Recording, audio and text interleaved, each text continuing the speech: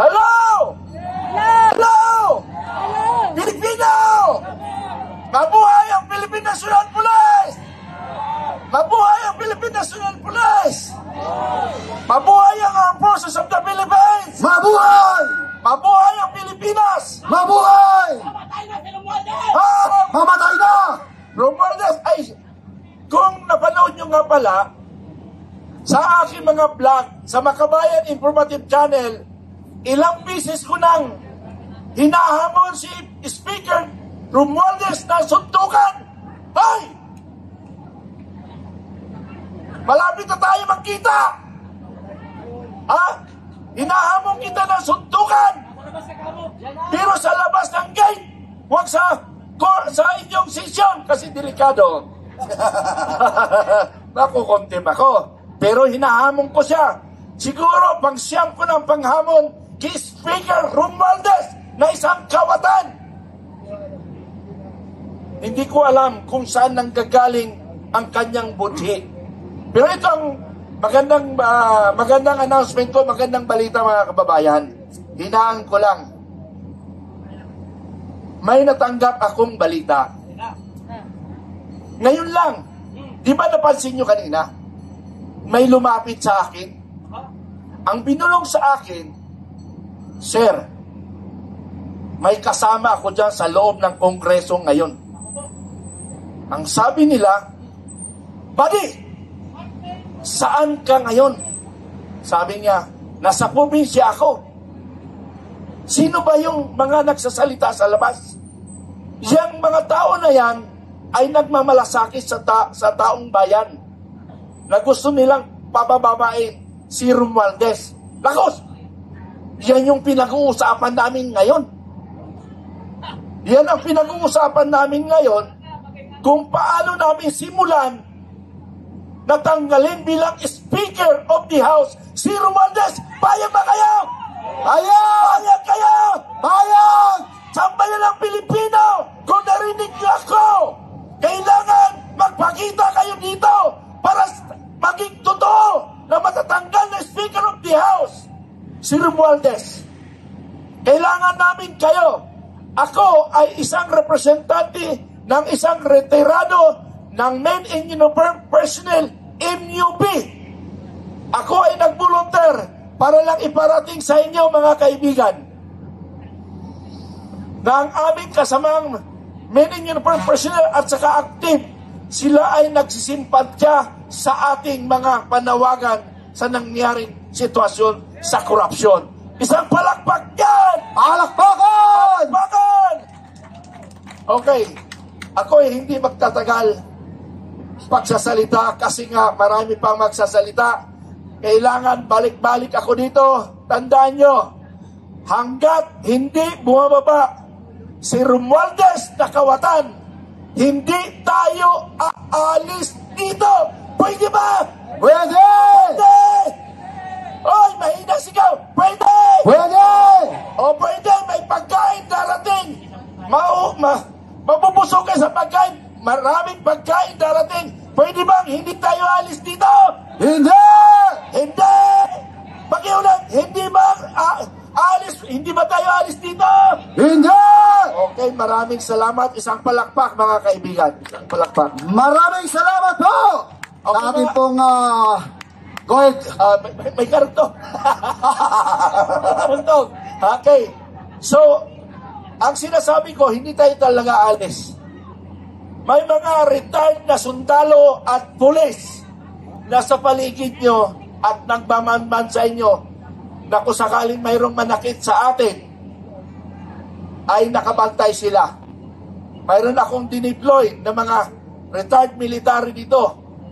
Mga, kung alam nyo, Scout Ranger, Special Forces, yun ang dispatch ko dito. Mga elite forces ng armed forces.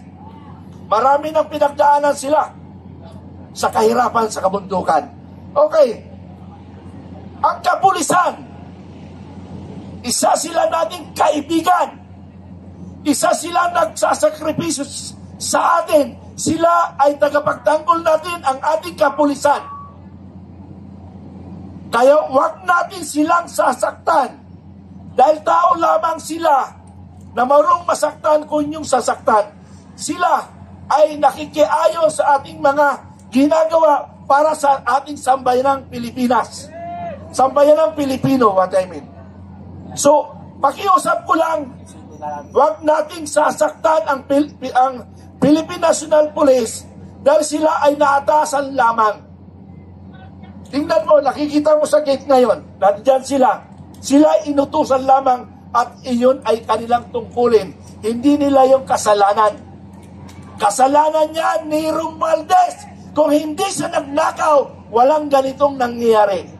So ang lahat ng ito ay kasalanan rin ng Romualdez. Tama! O Valdez, umalis ka dyan! Marcos! Pero wala pang sumasagot sa hamon ko na suntukan sa kanya eh. Romualdez! Lumabas ka dyan! Magsuntukan tayo sa gate. Andiyan sa gate, oh. Andiyan yung gate, andiyan yung pulis. Referee natin ang pulis. Magsuntukan tayo, Romualdez. Walang hiyakap. Ay, hindi ko na. Sorry. Colonel Mitran, to cut you short, sasagutin ka daw mamaya ni speaker niya. Okay, inahamon ko, hihintayin ko. Hanggang bukas ang paghihintay ko kay speaker. Bumaba ka na dyan! Bumaba ka na dyan! Sige na, bumaba kayo dyan! Bumaba kayo dyan! Mahina, bumaba kayo dyan! Bumaba kayo dyan! Okay, maraming salamat. Nandito lang ako sa inyong paligid at ako ay nag-oobserba. Pero pakiusap ko, ang kapulisan, hindi natin dapat saktan. Kasi nasasaktan ako nung nakita ko sa batasan, dito ba yun? Na may isang rally, naghawak lang ng kalasag yung pulis, dinadyakan. Anong kinalaman ng pulis doon sa paghawak niya ng kalasag? Responsibilidad lang niya. Hindi natin kaaway ang kapulisan. Maraming salamat. Magandang araw sa inyong lahat. Maraming salamat po, Retired General Mitran of Guerrilla Forces of the Philippines. Colonel, ang sabi ni speaker, ng kanyang speaker, alam mo naman, may speaker si Martin. Siya pa lang ang kauna-unahang Speaker of the House na kumuha din ng speaker. Si Ace Barbers ang kanyang speaker ngayon. Kaya nga, Ace Barbers, total ikaw naman ang speaker ni Martin, bumaba ka dito, sagutin mo ang taong bayan.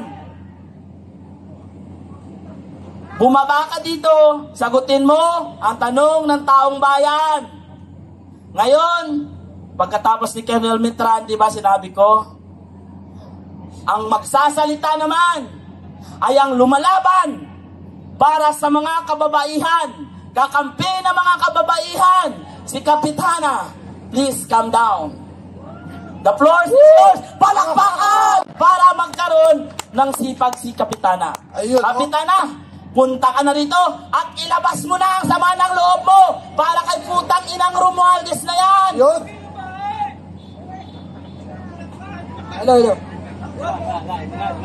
Hello. Mahina ba to? Malakas? Malakas! Nakakarating ba sa Kongreso? Nakakarating! Gabriela nga. Eto na, ang Gabriela, tunay na Gabriela, lumalaban para sa bayan. Hello! Hi! Kumusta kayo dyan? Buhay pa ba kayo sa baha? O hindi ba kayo nalulunod? Ayaw nila sabagot. Nalulunod na ba daw kayo sa baha? Sagot! Bago ko umpisahan ang aking mahabang talumpati, nagkataon lamang na hindi ko mahindian ang mga nandito na mga organizer para ibaba ang mga buhaya sa Kongreso. Alam niyo ba kung bakit? Hindi ako representante ng kababaihan. Ako ay representante ng mga senior citizen. Hindi halata! Talagang hindi halata. Mukhang Dahil system may lang. sabihan sa mga senior citizen, age is just a number. Performance is Kaya the best. ako, nandito ako ngayon.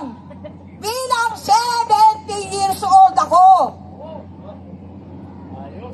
Lugi na yung papatay Ayan sa po, akin. may mga paparating po tayo, Kapitana. Okay ba? Welcome po sa inyo. Malulugi yung papatay sa akin ngayon dito. Dahil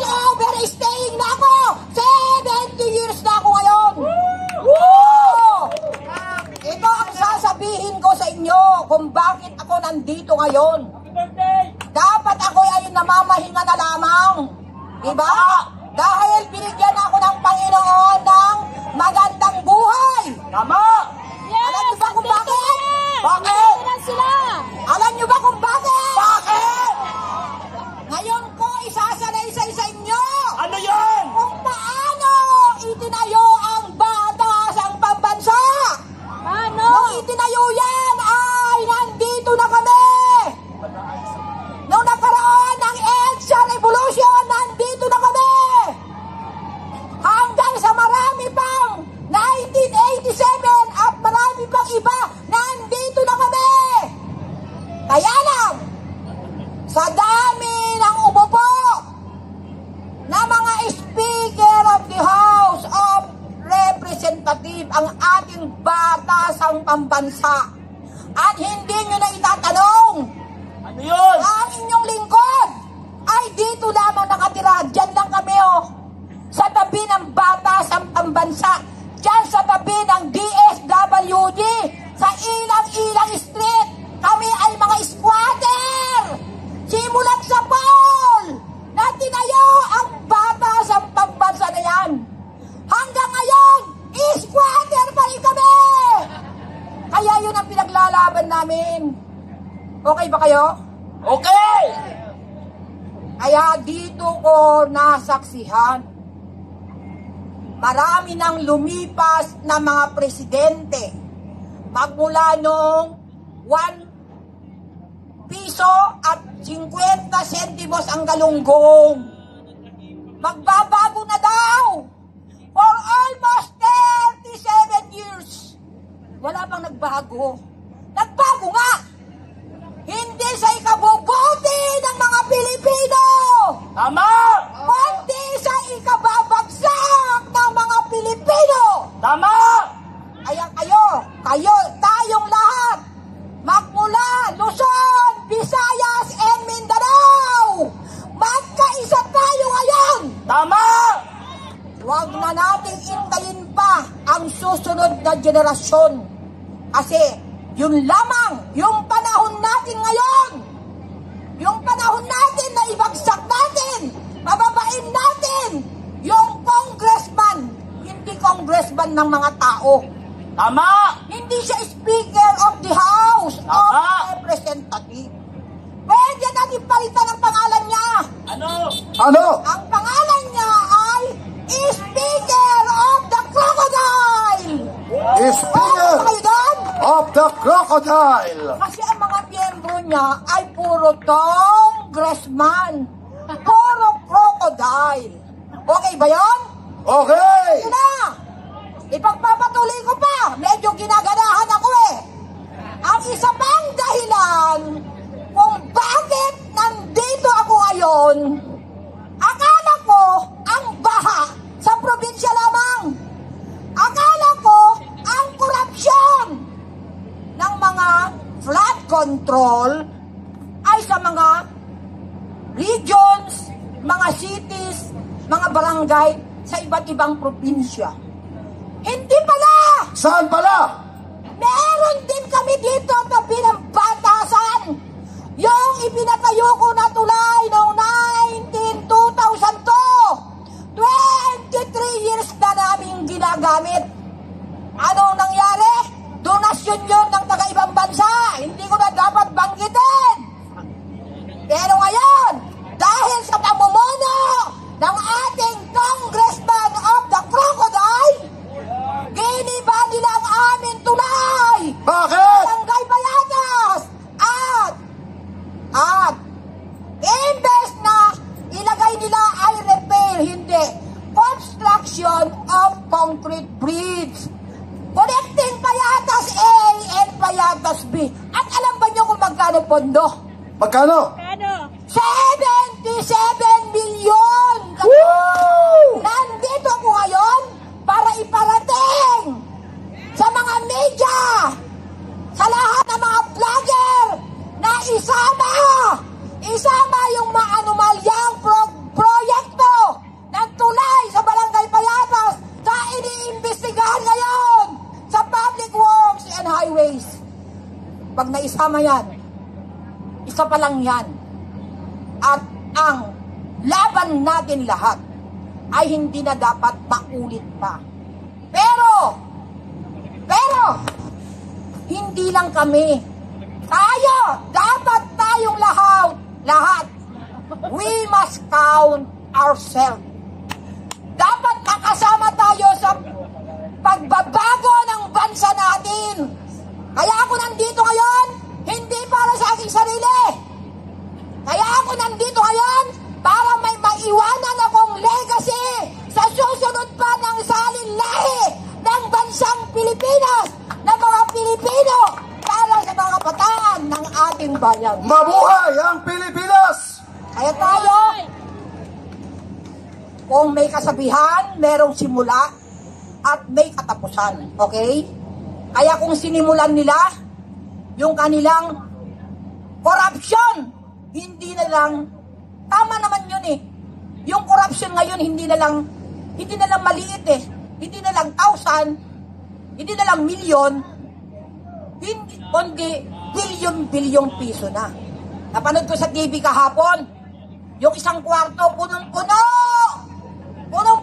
ng mga 1,000 piso, kasi laki ng punong-puno yung isang kwarto. Imagine, ngayon lang nangyari yun. Ngayon lang nangyari na kung saan ang dami ng mahihirap na mga Pilipino. Yung mga mahirap, mas lalo pang naghirap. Kayo, anong gagawin natin mga Pilipino? We will spend our time. Yung panahon natin na nalalabi, spend natin para mabago ang pamunuan ng ating bansa. Ang inyo pong lingkod, magsasalita ko kada hanggang mamayang gabi, kaya lang. Hindi naman siguro pwede yun, di ba? Kaya ako po ay supportive. Ako po ay sumusuporta sa anumang layunin, sa magandang layunin, para sa patunay na pagbabago. Lagi sinasabi yan ng mga politiko, pagbabago, tunay ba yung pagbabago? Kailangan yung tunay na pagbabago. May kasabihan. Ano yung kasabihan? Ang tunay na pagbabago ay mag-uumpisa sa ating sarili. Paano natin may sasagawa yan? Kaya paano natin may sagawa yon? Pag dumating ang eleksyon, tayo ay pipili ng tamang tao na maglilingkod sa atin. Kaya kailangan baguhin na natin ang ating mga pag-uugali pagdating ng eleksyon. Katulad ngayon, noong isang araw, meron kaming General Assembly na bayad o pondo na ibinigay ng Tingog Party List. Okay ba yun? So, marami pa kayong malalaman. Kaya lang, medyo mag-stop na muna ako pero sana na-encourage ko kayong lahat. Sana yung mga makakapakinig at makakanood ng ating social media mula Luzon, Visayas, and Mindanao. Lalong-lalo na yung mga nandun sa kanayunan dahil lingid sa inyong kaalaman. Ako rin ang Pangulo ng Integrated Product Market